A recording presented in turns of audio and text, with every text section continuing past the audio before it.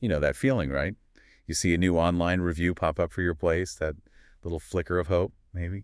And then, ugh, maybe it's not quite the glowing feedback you were looking for. Or sometimes it's just that sense that your team, they're good, but maybe the guest interactions could be smoother, more connected. Exactly. Well, that's what we're digging into today. This deep dive is specifically for you, the hotel and restaurant owners out there. We're focusing on how powerful communication really is. Mm-hmm. How it can genuinely boost things. And we're leaning heavily on the insights of Maurice. He's a real hospitality pro, deep background in food and bev. Right, and he's distilled it down into these 7 golden rules of restaurant communication. That's our source material today. Yeah, and it's super practical stuff. We're talking about transforming those everyday chats, the ones that can sometimes feel a bit, well, robotic or even slightly negative. Turning them into real opportunities for positive guest experiences. So it's not just about being polite, it's about specific techniques, strategies from Maurice that can actually lift service quality.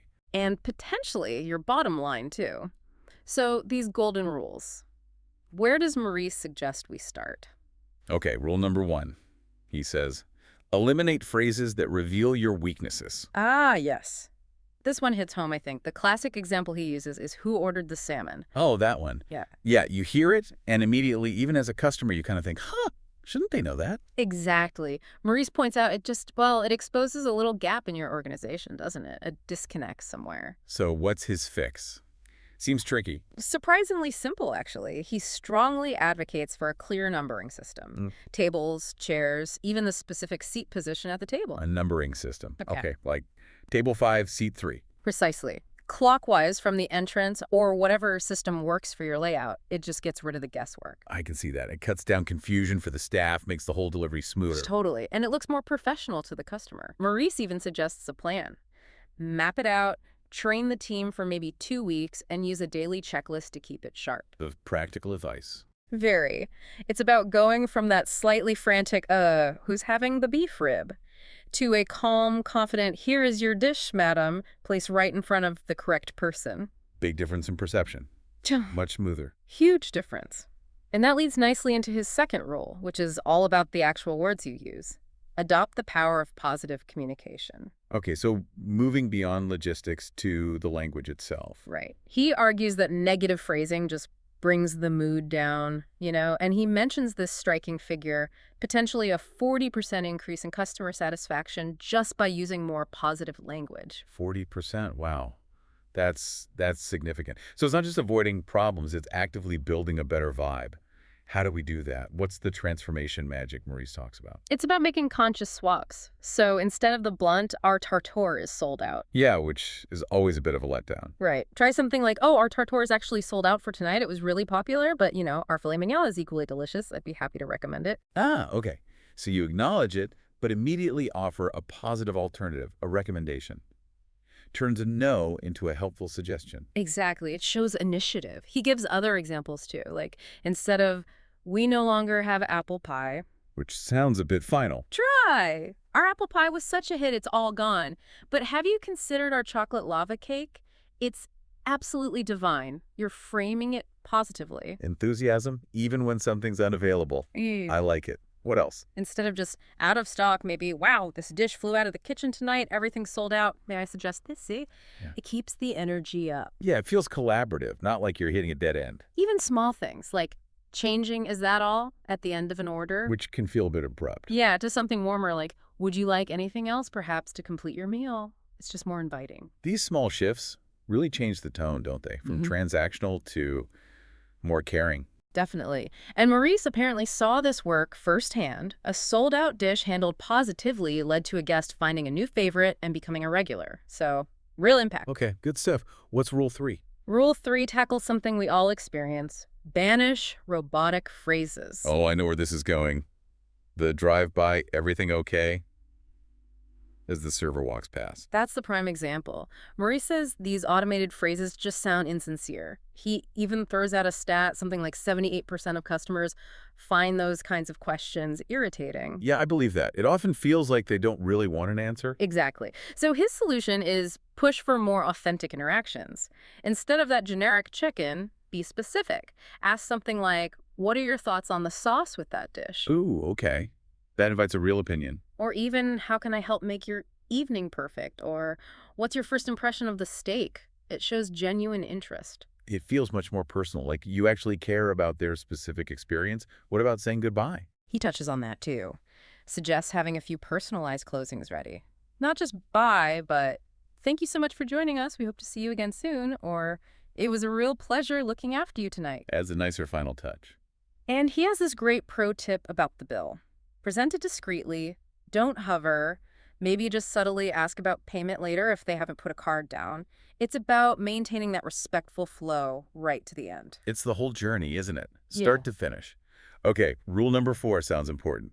Put the customer on a pedestal. This one's fundamental. It's all about shifting the language focus from I or we, the restaurant, to you, the customer. Ah, the perspective shift. Exactly. Maurice calls it the art of inversion. So instead of saying, we have 3 wines by the glass. Which is about the restaurant's inventory. Right. You flip it. You can enjoy 3 exceptional wines by the glass tonight, see? It focuses on the customer's benefit, their experience. Simple switch. Big difference in feel. Makes sense. Another one. Instead of, I need your order, which sounds like it's for the server's convenience. Yeah, a bit demanding. Try something engaging, like, what dish will awaken your taste buds tonight? Or what delicious option are you leaning towards? It's all about their choice, their pleasure. Much better. It centers the whole interaction on them. Even potentially awkward things, like if it's someone's first day, instead of nervously saying, it's my first day, Which might make the guest worry. reframe it, I'll be taking extra special care of you this evening. It turns potential uncertainty into a promise of attentiveness. That's clever. Very clever. His core idea here, Maurice's golden rule within the rule, is try starting sentences with you whenever possible, instead of I or we. Okay. Gives an example. Yeah. Customer is stuck between 2 dishes. Instead of a passive, okay, I'll let you think about it. Which leaves them hanging a bit. Engage them. You're hesitating between 2 wonderful options. Can I help you decide based on what you usually enjoy? It's supportive, customer-focused. Right, you're guiding them, helping them. Okay, rule 5. Treat every customer like a VIP. How does language play into that? Well, it's partly about the overall service attitude, of course, but Maurice does highlight specific words. He mentions that even something seemingly harmless, like follow me, to take someone to a table. Yeah, what's wrong with that? It can sound a little abrupt, a bit like a command, maybe, not quite VIP. He suggests focusing on more elegant, welcoming language. Like what? He gives an example of a host greeting a group warmly, using their name if possible, saying something like, right this way, please, I have a wonderful table for you, making it sound like you've chosen something special for them. Ah, okay. Creating that feeling of personal attention right from the start. Exactly. He draws on experience from high-end places, emphasizing language that's sophisticated but still warm and accessible. Respectful tone, politeness in every detail. It sets that VIP standard. Making everyone feel valued, basically. Got it. Rule 6 is intriguing. Make every word useful and seductive. Seductive. Yeah, I think he means persuasive, appealing. It's about maximizing the impact of your words, especially for things like upselling or enhancing the experience. Okay, so not just functional, but enticing. Precisely. He points out vague, closed questions like, do you want dessert? Are real sales killers. Because the easy answer is no thanks. Exactly. He reckons it can cut potential dessert sales by maybe 60%. His solution is the 2 choices technique. Like we talked about with the sold-out items. Similar idea, but proactive. Don't ask if they want dessert, offer specific temptations. So, to finish things off beautifully tonight, may I tempt you with our melting chocolate lava cake, or perhaps our refreshing lemon meringue pie? You're painting a picture, making it sound irresistible. Right, engage their senses, and if they still hesitate, enthusiastically describe a signature item, really sell the experience of eating it. Okay, makes sense. He also talks about using a gourmand vocabulary. Swap out bland words. Instead of good, use savory, exquisite, delicious. Instead of well for cooking, maybe perfectly, ideally, magnificently. Elevating the language. Yeah. Calling a dish a creation, a specialty, maybe even a marvel. It adds perceived value and, well, seduction. Describe how it tastes, feels, smells. So you're creating desire with your words. Okay. And the last one, rule 7. Anticipate. Instead of asking, this is where the really top-tier service shines, according to Maurice. Being proactive, thinking ahead for the guest. Totally. His key point is the best places don't wait to be asked for basic needs. The classic example, Water. They don't ask, do you want water? You just bring it. Exactly. They anticipate the need. He calls it the champion method. Offer cream, sugar, and sweetener with coffee without asking cream. Right. Offer the options proactively. Put fresh water on the table when guests sit down. Bring bread while they're waiting. Have extra napkins ready for finger foods. It's about anticipating those little needs before the guest even has to think about them. Breeds that seamless, effortless feeling. Makes the guest feel really looked after. Mm-hmm. He shares a story from a Michelin-starred chef about bringing a small, unexpected amuse-bouche while guests waited. Just a little surprise taste. It wasn't offered, just provided. Sets a wonderful tone. Nice touch. So anticipate, don't just react. That's the essence of it. And then, crucially, Maurice doesn't just leave us with the rules. He provides a 30-day action plan to actually implement this stuff. Oh, fantastic. A practical roadmap. What does that look like? It's broken down week by week. Week 1 is the basics.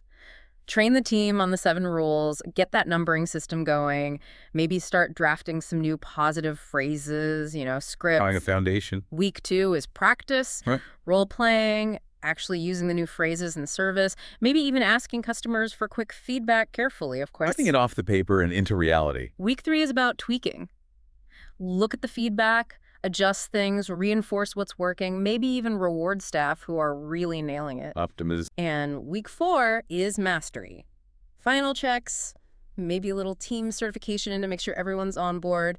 And importantly, measure the impact. Look at customer satisfaction reviews, see if it's making a difference. That's a really solid, actionable plan. Takes it from theory to reality for restaurant owners. Absolutely. And Maurice's whole point, the big takeaway, is just how incredibly powerful words are in this business. They shape the entire experience, build loyalty, and they impact the bottom line. So for everyone listening, hotel owners, restaurant managers, what's the one thing Maurice would probably say to do right now?